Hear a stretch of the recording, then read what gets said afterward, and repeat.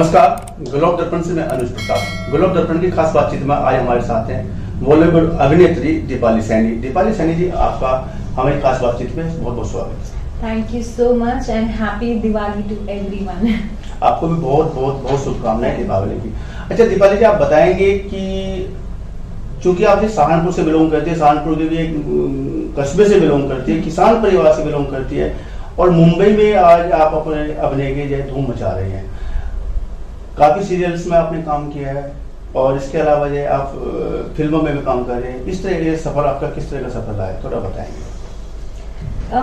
सफर तो बहुत डिफिकल्ट भी था और बहुत एडवेंचर्स भी रहे हैं लाइफ में, क्योंकि एक छोटी सी जगह से निकल के बॉम्बे जैसे शहर में अपने आप को स्टेबल करना ही अपने आप में बहुत बड़ी डिफिकल्टी है, क्योंकि आप एक ऐसी जगह से निकल के जाते हो जहाँ पे आपको शहरों के बारे में आपको पता ही नहीं। मुझे आई डोंट थिंक सो कि मैं जब तक यहाँ थी सहारनपुर में, मैंने कभी अपनी लाइफ में मॉल भी देखा था, मैंने नहीं देखा। मुझे नहीं पता था मैकडॉनल्ड्स क्या चीज होती है, मुझे नहीं पता था डोमिनोज का पिज्जा भी होता है। तो ये सारी चीजें मैंने मेरी लाइफ में पहली बार जब मैं बॉम्बे गई तो बड़ी बड़ी बिल्डिंग्स, बड़ा शहर, टू मच लाइट्स, दुनिया भर का ट्रैफिक, और इतने बड़े शहर में जहाँ करोड़ों की तादाद में लोग रहते हैं, वहाँ अपने आप को स्टेबल करना, वहाँ पे अपने आप को खड़ा करना, ये अपने आप में एक बहुत बड़ा एडवेंचर है। और पहले ऐसा लगता था कि हाय मैं यहाँ कैसे रहूंगी, मुझे कोई जानता नहीं, कोई पहचानता नहीं, कोई प्रॉब्लम होगी तो कैसे करूंगी, बीमार होगी तो ध्यान कौन रखेगा। पर धीरे धीरे चीजें जैसे जैसे सफर चलता रहा वैसे वैसे चीजों ने और आसपास के लोगों ने हेल्प की, और मैं एक्चुअली मेरी लाइफ का मेरा जो मेन मोटो था वो बहुत क्लियर था। मैं अपने मेरा जो डेस्टिनेशन थी वो मुझे साफ दिखाई दे रही थी, और मैं बहुत क्लियर थी अपने एम को लेके कि नहीं, मुझे यहाँ पहुंचना है। और यहाँ से निकलने के बाद मैं ये नहीं बोलूंगी कि मैं आज अपनी जगह पहुंच पाई हूँ जहाँ मैं पहुंचना चाहती हूँ। नहीं, ये लाइफ का एक सफर है जो हमेशा मेरे साथ चलेगा, और मैं चाहती हूँ कि ये सफर कभी खत्म ना हो। और मैं ये चाहती हूँ कि मैं जो दिन प्रतिदिन जो हर रोजमर्रा के जीवन में जो चीजें सीखती हूँ, जो अपने काम से सीखती हूँ, अपनी शूटिंग से सीखती हूँ, लाइफस्टाइल को लेके या और बाकी चीजों को लेके, मैं हमेशा जिंदगी भर उन चीजों को सीखना चाहती हूँ। लाइक अमिताभ बच्चन जी से आज वो कहते हैं कि मैं तो भी सीख रहा हूँ, तो वैसे ही मैं कहना चाहूंगी कि मैं तो भी सीख रही हूँ। मेरा तो भी बहुत ज्यादा सीखना बाकी है, मुझे अपनी डेस्टिनेशन पे पहुंचना बाकी है जहाँ मैं पहुंचना चाहती हूँ। पर हाँ, मैं जिस जगह से निकली हूँ वहां से निकलने के बाद आज जब मैं बॉम्बे की, कभी मैं भगवान की दुआ से खैर अभी मेरे पास खुद की गाड़ी हो गई है, पर जब मैं पहले ऑटो रिक्शा में ट्रैवल करती थी तो मैं हमेशा एक चीज सोचती थी, अरे यार मेरे पास भी खुद की गाड़ी हो, काश मैं अपनी गाड़ी में मस्त एसी में बैठ के मेकअप वेकअप करके निकलूं ताकि मेरा मेकअप स्पॉइल ना हो। तो कभी कभी ऐसा होता है कि आप किसी मॉल चले जाओ या कोई ऑटो रिक्शा वाला, जब आप कभी ट्रैवल कर रहे हो तो वो मैडम शीशा सेट करेगा पहले अपना, और आप पीछे जब बैठे होते हो, अरे मैडम आपको मैंने कहीं देखा है, अरे हाँ हाँ हाँ मैंने आपको 7 घंटे में देखा है, मैंने आपको वो टीवी सीरियल में देखा है, वो उसमें देखा है। तो बड़ा अच्छा लगता है कि इतने बड़े शहर में भी आज लोग आपको जानते हैं, आपके पास आते हैं और आपसे कहते हैं कि मैडम एक फोटो ले लो। तो मेरे लिए वो बहुत बड़ा अचीवमेंट है। मैंने लाइफ में ये चीजें कभी सोची नहीं थी कि मैं बॉम्बे जैसे शहर में, और बॉम्बे के लोग मुझे आके कहेंगे मैडम एक फोटो, मैडम मैंने आपको टीवी पे देखा, मैं आपको जानता हूँ, पहचानता हूँ, आपका चेहरा का देखा देखा सा लग रहा है।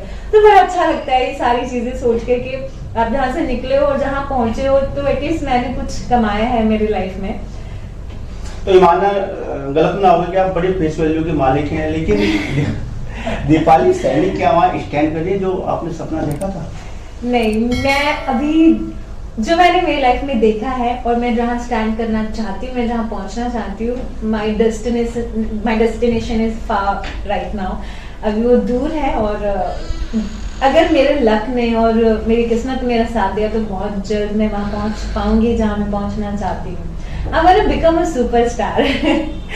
तो उसके लिए समय है अभी, मतलब प्रयास निरंतर जारी है आपका, और ये जारी रहेगा जब तक ये आपको सफलता ना मिले। अच्छा बताएंगे आप, ये आपने जो है स्टार्टिंग जो किया था बॉलीवुड में, जहाँ तक मुझे जानकारी है, पिछले इंटरव्यू में भी आपने मुझे बताया था कि एक धार्मिक सीरियल से आपने माँ लक्ष्मी के रोल से आपने जो एक्ट करना शुरू किया था। अभी आप जो दूसरे तरह के आप एक्ट कर रहे हैं, तो दीपाली कैसा महसूस करती है वहाँ पे? बहुत अलग, As a actor? बहुत अलग महसूस करती हूँ, क्योंकि क्योंकि क्या आशीर्वाद देना क्या होता है ना, वो आलते वाले लाल हाथ, भरे भरे हाथ, चूड़ियों से, सर पे मुकुट, काफी चीजें और आ गया। हाँ, और वो सारी चीजें, तो एक माइथो सीरियल से निकल के एक वो, फिर उसके बाद सास बहू टाइप ही रोल किए हैं, कभी बहू बनी हूँ, कभी बेटी बनी हूँ, तो वो टीवी सीरियल की एक टिपिकल इमेज होती है हमेशा।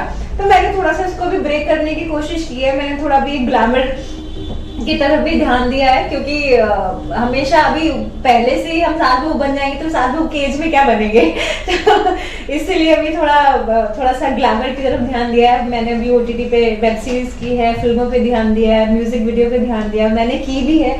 अभी मेरा गाना आया है जी म्यूजिक से, जिसका नाम है तुमसे, और बहुत अच्छा गाना है, बड़ा रोमांटिक सा सॉन्ग है, आप लोग प्लीज देखिएगा। और मेरी एक फिल्म आने वाली है 9th फ्लोर, AM प्रोडक्शन से फिल्म आ रही है, और ये सेम प्रोडक्शन के दोनों प्रोजेक्ट हैं। और मेरी एक वेब सीरीज आ रही है हंगामा प्ले पर, जिसका नाम है Shubh Mangal Mein Dangal, and that is a comedy web series. इसमें मेरे साथ में काफी बड़े बड़े कलाकार काम कर रहे हैं। मुझे बड़ा अच्छा लगता है जब मैं बड़े सीनियर एक्टरों के साथ काम करती हूँ, तो बड़ा प्राउड होता है, बड़ी खुशी होती है अंदर से यार, मतलब आई फील गुड। जहाँ तक मैं समझता हूँ, ग्लोब दर्पण पे आपको देखने के लिए हमारे दर्शकों को पूरा 1 साल का इंतजार करना पड़ता है। हमारा ये नहीं हो पाया था, लेकिन अब चूंकि आपने बताया कि आपका सॉन्ग आ रहा है, आपके फिल्म आ रही है, वेब सीरीज आ रही है, थोड़ा बताएंगे इसके बारे में? हाँ, मैं बताना चाहूंगी। गाना तो आप लोगों ने शायद देख ही लिया होगा, जिन लोगों ने नहीं देखा है वो प्लीज YouTube पे जाइए, जी म्यूजिक का ये गाना है, और वहां जाके तुमसे गाने का नाम है, और गाने का जो सिंगर है उनका नाम है व्योम सिंह राजपूत, गाने के जो प्रोड्यूसर है उनका नाम है अमित मिश्रा, AM प्रोडक्शन से गाना आया है, और जो डायरेक्टर है उनका नाम है अमन प्रजापत, हीरोइन दीपाली सैनी और हीरो निशांत मलकानी। तो आप लोग गाना प्लीज देखेगा। मेरी जो फिल्म आ रही है उसके बारे में बता देती हूँ। ये जो फिल्म है ये 9th फ्लोर इस फिल्म का टाइटल है, और ये फिल्म एक हॉरर सस्पेंस थ्रिलर मूवी है। मैं हॉरर फिल्म जरूर कर रही हूँ, पर मैं भूतनी नहीं हूँ, ठीक है। आई am a beautiful girl in the movie, and like मतलब वो एकदम, आप हॉरर सुन के वो मत समझ लेना मेरे 2 दांत होंगे ऐसे सींग बिंग निकले होंगे और मैं डायन जैसे दीवार पे चिपकी होंगी, वैसा कुछ नहीं है। तो काफी सस्पेंस है मूवी में, आप फिल्म देखेंगे तो उसके बाद आपको पता चलेगा। और ये फिल्म कामनी की कहानी है, ये कामनी का कैरेक्टर मैं इस फिल्म में प्ले कर रही हूँ, मेरे साथ साथ इसमें और भी बहुत सारे कलाकार हैं। तो आप लोग फिल्म देखेंगे तो आपको पसंद आएगी जरूर। एज ए भूतनी दीपाली कैसे लगी है? मैं दीपाली जैसी लगी, मैं भूतनी जैसी नहीं लगी। इसमें मैंने जैसे आपको पहले ही बता दिया कि हॉरर फिल्म कर रही हूँ, तो इसका मतलब ये नहीं है कि मैं भूतनी बनी हूँ, अब मुझे भूतनी वाले कैरेक्टर में देंगे। बट हाँ, अगर मुझे कुछ ऐसा प्ले करने के लिए मिला ना, आई एम वेरी क्रिएटिव पर्सन, मुझे अच्छा लगता है क्रिएटिव चीजें करना। जैसे माता लक्ष्मी का कैरेक्टर भी एक अपने आप में बड़ा क्रिएटिव कैरेक्टर है, कि उस अटायर में रहना ही एक बहुत बड़ी बात होती है अपने आप को। मैं और कोई भी माइथो शो में जितने भी लोग माइथो करते हैं, जो भगवान के कैरेक्टर प्ले करते हैं या राजा महाराजाओं के कैरेक्टर प्ले करते हैं, मैं उन लोगों को हैट्स ऑफ करना चाहती हूँ, क्योंकि ये इजी नहीं है, ये बहुत डिफिकल्ट है। एक तो आपको उस ज्वेलरी में, उस अटायर में, फिर ऊपर से आपको हिंदी के शुद्ध हिंदी के डायलॉग बोलना है, आपको एक्टिंग भी अच्छी करनी है, और आपको वो चीज प्रेजेंट भी करनी है ऑडियंस के सामने, कि ताकि ऑडियंस उसको सही समझे। तो ये बहुत डिफिकल्ट है, बहुत टफ टास्क है। तो जो लोग माइथो करते हैं उनको सल्यूट है मेरा, अपने आप को भी, क्योंकि मैंने बहुत माइथो किया है। सो या अभी आपने सास बहू का जिक्र किया है, मैं आपसे एक पर्सनल सवाल भी करना चाहता हूँ। सास बहू होना तो एक अलग, मतलब समाज का एक हिस्सा है, तो दीपाली के साथ में कुछ हो रहा है कि जल्दी कुछ ऐसा बहू नहीं, दीपाली के साथ भी ऐसा कुछ हो नहीं रहा। एक्चुअली चीजें तब होती है जब इंसान चाहता है।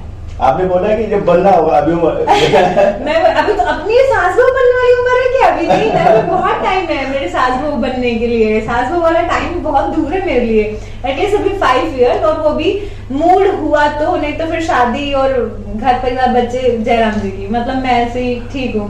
क्या होता है ना, आप जैसे मैंने अभी बोला कि मैं चाहूंगी तो होगी, बट अभी मैं चाह ही नहीं रही हूँ तो मैं कैसे बनूंगी, उसके लिए मुझे चाहना पड़ेगा ना पहले। तो मैं अभी चाह ही नहीं रही हूँ। मानने के भी मन नहीं है, मानने के भी मन नहीं है आपका ये? मन भी, और मुझे ये लगता है कि देखो, दो चीजें होती हैं कि या तो आप जिस परिवार में जाना चाहते हो वो परिवार आपको वैसे ही एक्सेप्ट करे जैसे आप हो, और वैसा भी अगर आपको मिल जाता है ना तो कहीं ना कहीं एक परिवार का दायरा आपके चारों तरफ बन जाता है, एक रिस्पॉन्सिबिलिटी जुड़ जाती है कि आपको, भले आपकी फैमिली, आपके इन लॉज आपको नहीं कहेंगे कि बेटा तुम टाइम पे घर आओ, तुम ये चीजें करो, तुम वो चीजें करो। अभी मेरा कैसे है ना, मुझे पता है मैं बॉम्बे में रहती हूँ, मैं I am free to do anything, like everything, but being a good wife, good daughter-in-law, आपकी अपनी एक रिस्पॉन्सिबिलिटी बन जाती है कि नहीं, I have to cook for my husband, I have to cook for my saas and ससुर, आई एम लाइक दैट, मतलब मैं वैसी हूँ, लाइक घर की रिस्पॉन्सिबिलिटी लेना, बड़ों के लिए चीजें करना और उनको टाइम देना, तो ये सारी चीजें मुझे इन जनरल मेरी लाइफ में मुझे अच्छी लगती हैं। तो मुझे ये लगता है कि कल उठ के जब मैं शादी करूंगी तो मेरे सास ससुर भले ही मुझे ना कहें कि बेटा तुम्हें ये करना है, वो करना है, वो करना है, बट मेरी खुद से एक रिस्पॉन्सिबिलिटी बनती है उनके प्रति, तो वो रिस्पॉन्सिबिलिटी मैं भी लेना नहीं चाहती। मैं भी अपने आप को समय देना चाहती हूँ, अपनी लाइफ को, अपने करियर को, अपनी चीजों को टाइम देना चाहती हूँ। जब मैं थक जाऊंगी इन सब चीजों से तो मैं सोचूंगी कि चलो लेट्स गेट सेटल नाउ, और वैसे वो लड़का मिला भी नहीं अभी जैसा मैं चाहती हूँ, के हिसाब से मिल जाएगा जैसे जरूरत पड़ेगी। अच्छा दीपाली, मैं एक जानना चाहता हूँ, जिस तरह की आपको कैरियर को लेकर भागदौड़ करनी पड़ी है, मेहनत करनी पड़ी है, तमाम चीजें आपको फेस करनी पड़ी है,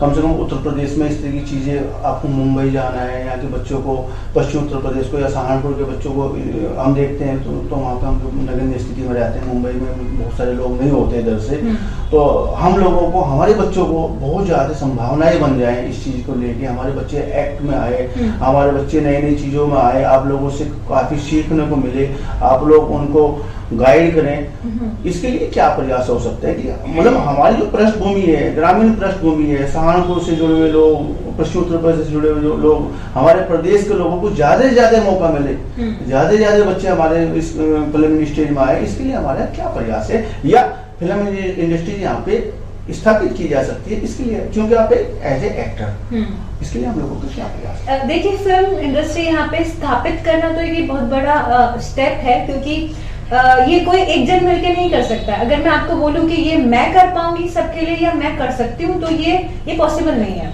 क्योंकि ये बहुत बड़ा स्टेप है, इसमें बहुत सारे लोग जुड़े होते हैं।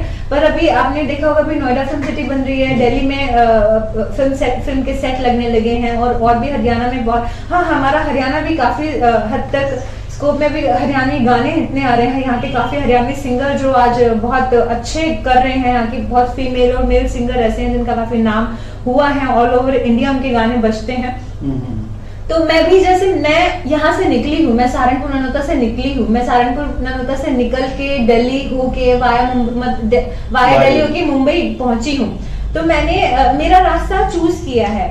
अब क्या होता है ना, आज मुझे काम करना है और काम चल के आपके घर नहीं आएगा, आपको काम ढूंढने के लिए बाहर जाना पड़ेगा, तो ये हमारा घर है, हमें यहाँ से निकलना पड़ेगा, हमें बाहर की दुनिया में, बाहर की चीजों पे सर्च करना पड़ेगा कि मैं, ये नहीं कि जरूरी नहीं है कि सिर्फ आप एक्टिंग फील्ड पे ही ध्यान दो, आप जिस भी फील्ड में आपका इंटरेस्ट है, या वो चाहे स्पोर्ट्स हुआ या क्रिकेट हुआ या फुटबॉल हुआ है, जो जिस भी फील्ड में आप आगे बढ़ना चाहते हो, आप अपने एम को क्लियर करो कि नहीं मुझे ये बनना है, मुझे ये बनना है, मुझे ये बनना है। अभी इंडस्ट्री में भी हर तरह के अलग अलग कैटेगरीज हैं, इंडस्ट्री एक है लेकिन इंडस्ट्री में काम करने वाले लोग हजारों टाइप के हैं, कोई सिंगर है, कोई कोरियोग्राफर है, कोई एक्टर है, कोई ड्रेस मैन है, कोई मेकअप मैन है, कोई हेयर आर्टिस्ट है, कोई एक्टर, कोई डायरेक्टर है, तो बहुत सारी कैटेगरीज अलग अलग डिवाइड है। तो आप अपनी कैटेगरी चूज करो पहले कि आपको क्या करना है आपकी लाइफ में। जिस दिन आप अपनी कैटेगरी चूज कर लोगे कि नहीं मुझे तो इसी फील्ड में काम करना है, मुझे इसी रास्ते पे चलना है, तो आप उसी चीज के ऊपर पहले फोकस करो, उस चीज पे मेहनत करो, उस चीज को सीखो, उस चीज के आगे पीछे पहले सारा देखो कि भाई ये चीज को करने के लिए मुझे क्या क्या चीजें पहले सीखनी पड़ेंगी। उसके बाद बहुत सारे सोशल मीडिया पे भी और हमारी बहुत सारी इंडस्ट्री की वेबसाइट्स बनी हुई हैं जिन पे आप अपना प्रोफाइल, अपना रिज्यूम सेंड कर सकते हो। अब हर घर में तो जाके इंडस्ट्री नहीं खुल सकती, जैसे आपने कहा कि हमारे हरियाणा में, हमारे सहारनपुर में, यूपी के स्टेट के लोगों के लिए क्या यहाँ पे भी फिल्म सिटी बन सकती है, क्या एक प्रोडक्शन हाउस खोल सकते हैं। तो हर जगह तो आप पत्थर फेंको प्रोडक्शन हाउस है, वैसा तो नहीं हो सकता। तो आपको अपना रास्ता चूज करना पड़ेगा, आपको अपनी मंजिल तक पहुंचने के लिए मेहनत करनी पड़ेगी। फर्स्ट ऑफ ऑल आपको आपकी ब्रेन से, आपके दिमाग से क्लियर होना पड़ेगा अपने आपको कि नहीं मुझे यहाँ पहुंचना है, मुझे चीज करनी है। तो आप खुद अपना रास्ता ढूंढो, अपने काम के पीछे खुद मेहनत करो। काम चल के आपके घर नहीं आएगा, प्रोडक्शन हाउस चल के आपके घर नहीं आएगा, आपको वहां तक पहुंचना पड़ेगा। तो ऑफ कोर्स अभी सोशल मीडिया पे कुछ बच्चे हमें नौजवान जो है काम कर रहे हैं, एक्ट कर रहे हैं और तमाम चीजें कर रहे हैं, उसे किस नजरिए से देखते हैं? उनकी सब मतलब जो संभावनाएं हैं, किस तरह की संभावनाएं, क्योंकि आप भी निकल के गए हैं, उन लोगों के लिए किस तरह की संभावनाएं है? थोड़ा सा क्योंकि यहाँ के यंग जी मेरी ना बड़ी मिक्स फीलिंग है। अच्छा आपने ये क्वेश्चन मुझसे किया, मैं पहले भी बताना चाहती थी। आई am very confused in between जो हमारे इंस्टाग्राम रील्स कह लो या फिर टिकटॉकर्स कह लो। क्या होता है ना, देखो एक तरीके से अगर देखा जाए तो सही भी है कि वी नेवर नो कि आप कब कहाँ कैसे क्लिक हो जाते हो, ठीक है। अभी एक कंपैरिजन आ गया है आर्टिस्ट में, टीवी सेलिब्रिटी और सेलिब्रिटी और टिकटॉक सेलिब्रिटीज में। तो ये मुझे कंपैरिजन समझ में नहीं आता है। क्या होता है ना कि अब हम अपने स्क्रिप्ट पे बैठ के घंटों मेहनत करते हैं, हम पूरा पेज सारे के सारे आर्टिस्ट बैठ के एक साथ में रिहर्सल करते हैं, फिर हम उसको सिचुएशन वाइज रिहर्सल करते हैं, फिर कैमरा के साथ रिहर्सल करते हैं, फिर हम सारे आर्टिस्ट बैठ के अपनी लाइनों पे फोकस करते हैं, तब वो जाके हम सीन बनाते हैं या हम गाना बनाते हैं या हम फिल्म बनाते हैं। हमारी 12 से 14 घंटे की शिफ्ट होती है, वहां एक पैर पे हील्स पहन के, कपड़े पहन के, मेकअप करके, ज्वेलरी पहन के हम खड़े रहते हैं 12 14 घंटे, तब जाके हम इस मुकाम पे पहुंचते हैं कि लोग आपसे आके पूछें कि भाई आप एक्टर हो, आप सेलिब्रिटी हो, can I have a picture with you, etcetera. मैं अपने बारे में बहुत बड़ी बात नहीं कर रही हूँ, बट मैं दूसरों के बारे में बोल रही हूँ। मैं ये नहीं बोलूंगी मैं बहुत बड़ी हीरोइन हूँ, मैं बहुत बड़ी सुपरस्टार हूँ, ऐसा नहीं है। मैं एक आम आर्टिस्ट हूँ जैसे बाकी सब लोग हैं बॉम्बे में, वैसे ही मैं हूँ। तो अभी क्या होने लगा है ना, आपकी फिल्म, किसी बड़े आर्टिस्ट की भी कोई फिल्म रिलीज होती है तो वो प्रमोशन करने के लिए जो हमारे सोशल मीडिया के जो इन्फ्लुएंसर्स हैं उनको ढूंढते हैं, उनके साथ जाते हैं, उनके पेज पे अपने गाने का प्रमोशन करते हैं। हम लोगों ने बैठे बिठाए, उन लोगों का क्या काम है, मैं किसी के अगेंस्ट नहीं हूँ, बट उन लोगों का क्या काम है, किसी और के गाने पे 2 लाइन पे आपने लिपसिंग कर दी, खड़े होकर गाना गा दिया, गाना किसी और का, आपने सिर्फ लिपसिंग किया है, लेकिन आपके मिलियंस तक फॉलोअर्स हैं। क्यों भाई, किस लिए मतलब आप किसी और के गाने पे खड़े होकर डांस कर रहे हो, किसी और के गाने पे खड़े होकर लिपसिंग कर रहे हो और आपको सेलिब्रिटी कहा जाता है। मैं उस आप देखो हमारी जो दुनिया है इसमें ना बहुत अलग अलग तरह के लोग हैं। सोशल मीडिया एक ऐसी चीज है जहां से आज के टाइम पे लोग बन भी जाते हैं और कहां से कहां पहुंच जाते हैं, पर उस चीज का सही फायदा उठाया जाए, मैं ये चाहती हूँ। क्योंकि बात आ जाती है ना जब कंपैरिजन की, तो कभी कभी ये लगता है कि नहीं भाई हमारी मेहनत उनसे बहुत ज्यादा है, तो कंपैरिजन का तो कोई सवाल ही पैदा नहीं होता है। आप अपना काम करो, आप अपनी ड्यूटी करो, अच्छी बात है। लोगों के अलग अलग जरिए होते हैं पैसा कमाने के, अलग अलग तरीके होते हैं फेमस होने के, बट वो जो कंपैरिजन है ना, मैं उसके साथ खिलाफ हूँ, मैं उस चीज के बिल्कुल पक्ष में नहीं हूँ। और सोशल मीडिया पे भी आजकल लोग कुकिंग की वीडियोस डाल के, मेकअप की वीडियोस डाल के, ड्रेसेस की वीडियो डाल के अपने टैलेंट को कहीं ना कहीं किसी ना किसी तरीके से बाहर लाने की कोशिश कर रहे हैं, दिखाने की कोशिश कर रहे हैं, और वहां से लोग निकल के बहुत आगे तक पहुंच भी जाते हैं। लेकिन कहीं ना कहीं उस चीज का लोग गलत फायदा भी उठा रहे हैं। लोग न्यूडिटी का ध्यान नहीं रख रहे हैं, ये चीज नहीं देख रहे हैं कि कल के हमारे बच्चे भी इस चीज को देखेंगे। लड़कियां उस चीज का बहुत मिसयूज मैं शब्द यूज करूंगी, क्योंकि आपको फेमस होना है समहाउ, लेकिन आप अपने क्राइटेरिया से अपनी लिमिटेशन को बिल्कुल पीछे छोड़ आए हो कि भाई हमें किस हद तक ये सोशल मीडिया है, कहाँ तक वीडियोस जाती हैं, कितने लोग देखते हैं, जनरेशन, बच्चे, छोटे बड़े बूढ़े, हर तरह के लोग, जहां आपको कह दिया जाता है। देखो अब लोग फिल्म पे क्वेश्चन उठाते हैं कि फिल्मों में तो लोग आधे कपड़े पहनते हैं, फिल्मों में तो लोग बिकनी शूट करते हैं, ऐसे, लेकिन वहां पे क्या होता है ना, वहाँ पे आपकी चॉइस होती है। आपको एक प्रोजेक्ट दे दिया जाता है कि भाई हमारे फिल्म में ये सीन है, ऐसे ऐसे कपड़े पहने जाएंगे। अब आपके ऊपर डिपेंड करता है, अगर आप उस चीज को करने के लिए कंफर्टेबल हो तो ही आप करो, नहीं तो मत करो, सिंपल सी बात है। लेकिन यहाँ तो लोगों ने मतलब सोशल मीडिया को कुछ और ही बना के रख दिया है। तो ये एक जरिया है, ये एक ऐसी चीज है जहाँ पे आप अपनी कला को भी ऊपर लेके आ सकते हो, लेकिन कला है तो ऊपर लेके आओ, मतलब उस चीज का गलत फायदा ना उठाया जाए, मतलब मेरा ऐसा Misuse मानना है। नहीं किया एग्जैक्टली, मिसयूज ना करे उस चीज का। माध्यम अच्छा है, मिसयूज ना करें। Exactly exactly. तो as a actor Deepali Saini का बड़ा सपना क्या है, क्या बनना चाहते हैं, इससे ऊपर क्या चाहते हैं? I want to become a superstar. I want to become a superstar. मतलब मैं चाहती हूँ, ये हर हीरोइन का सपना होता है, हर बॉम्बे में रहने वाली लड़की का सपना होगा जो मेरी फील्ड से बिलोंग करती होंगी। हर किसी को सुपरस्टार बनना है, हर किसी को आगे पहुंचना है, बड़ी फिल्म करनी है। हाँ मतलब मेरा एक, मुझे बड़ी क्यूरियोसिटी है, मुझे एक बार बिग बॉस जरूर करना है। मैं बिग बॉस के सारे सीजन फॉलो करती हूँ और मैं चाहती हूँ कि मैं एक बार बिग बॉस में जरूर जाऊँ, because I am very entertaining और I think I am a big boss material contestant. आपका सपना निश्चित पूरा हो, ऐसी मेरी कामना है। लेकिन इस सपने के रास्ते पे कहाँ तक स्टैंड करेंगे? जो सफर है आपका। हाँ, जी जी। मैं कहाँ तक स्टैंड करूँ? देखो मेरी तो जो मेहनत है, मेरी जो श्रद्धा है वो जवाब दे चुकी है इस रास्ते पे चलने के लिए, क्योंकि मैं अपनी तरफ से पूरी कोशिश कर चुकी हूँ। अब तो मेरा लक ही है जो मुझे वहां तक लेके जाएगा। दीपाली दिल से नहीं आ रही है। नहीं, दिल से, मेरा दिल तो पूरा है, लेकिन क्या होता है ना, कई बार आपकी किस्मत भी एक चीज होती है। आप दिल से कितना भी झालो, मेहनत कितना भी कर लो, लेकिन जब तक आपके नसीब में वो चीज नहीं है ना, आपको नहीं मिलती है। और है अभी मेरे पास अच्छी फिल्मों के ऑफर आ रहे हैं, मुझे साउथ से भी फिल्मों के ऑफर आते हैं, बट अभी वही है कि लॉकडाउन के बाद लोगों ने काम नहीं किया। मैंने बहुत काम किया। मैं आई डोंट थिंक सो कि मैं बहुत ज्यादा घर बैठी हूँ लॉकडाउन के बाद। मैंने काफी काम किया। लॉकडाउन खुलते ही मेरा शो स्टार्ट हो गया था देवी, और उसका शूट काफी टाइम तक चला। मैं वहाँ बिजी हो गई, फिर गाना, फिर फिल्म, फिर एल्बम और फिर वेब सीरीज, तो काफी चीजें की हैं इन बिटवीन। अच्छा, वो एक्ट जो आप करना चाह रहे हो, आपने समझाया होगा कि मेरे को इस तरह का एक्ट करना है, इस तरह का अभिनय करना है, ऐसा कोई सपना है मन में, अभी तक ना मिला हो? मेरा ना वैसे हमेशा से एक सपना रहा था कि जैसे रामायण में सीता जी ने जो कैरेक्टर किया था दीपिका जी ने, मतलब मैं वैसा कैरेक्टर प्ले करने के लिए, सीता का कैरेक्टर प्ले करने के लिए मुझे कभी मौका मिले। वो थोड़ा सा पूरा हुआ, थोड़ा सा रह गया, पूछो कैसे। वो पूरा इसलिए ऐसे हुआ कि सोचा था हमेशा से था कि मैं सीता माता का कैरेक्टर प्ले करूं।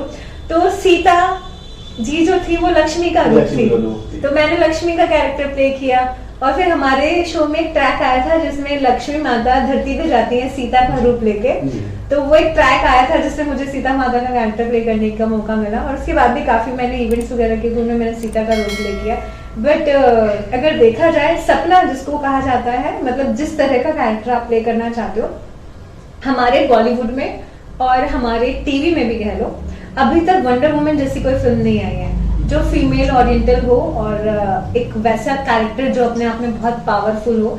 तो वैसा कोई शो या वैसी कोई फिल्म करने का बड़ा सपना है, लाइक वंडर वुमन टाइप। तो मैं चाहती हूँ मैं मेरी लाइफ में वंडर वुमन बनूं। ईश्वर करे जल्दी आपका सपना पूरा हो। क्योंकि आपने सहारनपुर की बेटियां हैं, सहारनपुर से सफर आपने तय किया है, सहारनपुर की बेटियों को क्या संदेश देना चाहेंगे? संदेश ये देना चाहती हूँ कि अपने एम पे फोकस करें, अपने जो आपका सपना है उस चीज़ को लेकर बहुत क्लियर रहें, पढ़ाई पे ध्यान दें, बड़ों की रिस्पेक्ट करें। और हमारी जो संस्कृति है, हमारा जो कल्चर है उसके, क्योंकि मैं वैसी हूँ, मैं वैसी ही रही हूँ और मैं शायद वैसी ही रहूँगी इन फ्यूचर भी। तो हम भले ही आने वाले टाइम में किसी भी, हमारी जनरेशन कितनी भी फॉरवर्ड हो जाए, कितने भी हमें एडवांस हो जाए, लेकिन हमारा जो कल्चर है उस चीज़ को कभी इंसान को नहीं भूलना चाहिए। आज भी मुझे पता है कि मैं जब घर आती हूँ तो how much I feel happy to see my mom. तो बहुत बेटियाँ जो हैं अपने घर वालों के, अपने पेरेंट्स की रिस्पेक्ट नहीं करती। उन लोगों ने बहुत स्ट्रगल करके, बहुत मेहनत करके, खून पसीना बहा के आप लोगों को पढ़ाया लिखाया यहाँ तक पहुँचाया। तो उस चीज़ को मद्देनजर रखते हुए, उन चीज़ों को ध्यान में रखते हुए हमेशा अपने मम्मी पापा का, बड़ों का सम्मान करें। और अपने, आपका जो मोटिव है, आपका जो एम है, उस चीज़ पे हमेशा क्लियर रहे कि भाई हमें लाइफ में कहाँ पहुँचना है। एक चीज़, एक शब्द है बहुत प्यारा सा जिसे कहा जाता है शिद्दत।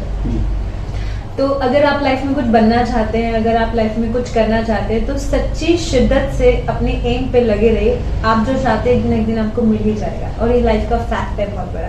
कहते हैं ना कि आप जिस चीज़ को बार बार बोले तो पूरा यूनिवर्सल पावर आपको मिलता है। तो जैसे हमारे नाम की पावर होती है, हम नाम किस लिए रखते हैं? हम नाम इसलिए रखते हैं ताकि जितने ज़्यादा लोग आप उस अभी आपने देखा होगा हम लोग जब अपने बच्चों के नाम लिखते हैं तो हम कोई ना कोई ऐसा नाम चूज करते हैं जिस नाम का कोई बहुत अच्छा मीनिंग निकलता हो, बहुत अच्छा मतलब निकलता हो। उसके पीछे का लॉजिक यही है कि आप जिस चीज के बारे में बार बार बोलेंगे वो चीज आपकी लाइफ में उतनी ही आपके नजदीक आती रहती है। तो आप हमेशा अपने एम को बड़ी शिद्दत से पूरा कीजिए, उसके बारे में सोचिए, तो एक ना एक दिन आप अपने डेस्टिनेशन तक पहुंच जाएंगे। जैसे मैं सोचती हूँ, मैंने मेरी लाइफ में कभी आप छोटा नहीं बड़ा नहीं, लेकिन आपको छोटा मिल ही जाएगा। छोटा मिलेगा तो आप बड़े की वापस सपना देखो, उसके ऊपर फोकस करो, तो चीजें कभी आपसे दूर नहीं रहती है। आपका सपना आपसे कभी दूर नहीं रहता है, जस्ट दैट आपका फोकस। आप अपनी चीजों पर फोकस करोगे तो एक ना एक दिन आप वहाँ पहुंच जाओगे जहाँ पहुंचना चाहते हो। तो ये कहा जा सकता है कि जो लड़ाई आपने लड़ी है कामयाब होने के लिए, आप एक कामयाब सच्ची शिद्दत से लड़ी है। शिद्दत से लड़ी है। जो लड़ाई आपने लड़ी है घूंघट से पहले वाली लड़ाई जो है अपनी कामयाबी के लिए, तो क्या सहारनपुर की बिटिया को इस तरह की लड़ाई लड़नी चाहिए? थोड़ा इस तरह का है? ऑफ कोर्स लड़नी चाहिए, क्यों नहीं लड़नी चाहिए। और मैंने वही चीज मैंने बोली है कि लेकिन आप हमेशा अपनी चीजों को और अपने सपनों को ध्यान में रखते हुए, ऐसा नहीं कि यार मतलब घर से भाग गए, घर वालों ने परमिशन नहीं दी तो घर से चले गए, घर वालों को नहीं बताया, अरे सपना बुरा नहीं होता, चलो ये कर लेते, वो गलत, तो बहुत सारे गलत स्टेप उठा लेते हैं लोग। तो वो सारी चीजें मैं ही सोचती हूँ कि एक आप अपने घर वालों को कन्विंस कीजिए, उनको समझाने की कोशिश कीजिए, और अपने काम को, कोई काम छोटा बड़ा नहीं होता है, मैं नहीं मानती। हर फील्ड में, हर चीज में इंसान का एक मेहनत होती है जिसके पीछे आपको रात दिन एक करना पड़ता है, तब जाके आप अपनी चीजों को, आप भी आपने अपने काम के लिए बहुत मेहनत की होगी, इसलिए आज आप यहाँ तक पहुंचे, आपको भी अपने ऊपर प्राउड फील होता होगा। तो मैं ये नहीं कहती कि घूंघट के पीछे की दुनिया और घूंघट के आगे की दुनिया। इंसान को, हर तरह के लोग हैं दुनिया में, अब हम हर किसी के घर जाके लोगों की मेंटालिटी चेंज नहीं कर सकते, लेकिन हम अपनी तरफ से एक कोशिश कर सकते हैं अपने घर वालों को समझाने के लिए। तो वही है, आप अपने घर वालों को समझाइए, नहीं मानते हैं तो कोई गलत स्टेप मत उठाइए। तो दीपाली सानी जी, आपने ब्लॉग दर्पण से बात की, खास बातचीत की, इसके लिए बहुत बहुत धन्यवाद, आभार आपका। और परमपिता परमेश्वर से आपके उज्जवल भविष्य की, अच्छे भविष्य की और लंबी आयु की हम कामना करते हैं, प्रार्थना करते हैं। आप सहारनपुर का नाम ले इसी तरह रोशन करते रहें, ऐसी आपसे हमारी उम्मीदें भी बंधी हुई हैं। और ये ईश्वर से विशेष प्रार्थना रहेगी तो आपका सपना है सुपरस्टार होने का, वो बहुत जल्द पूरा हो जाए, जो आपने दिल से समझा है। बहुत बहुत धन्यवाद, आभार। Thank you so much.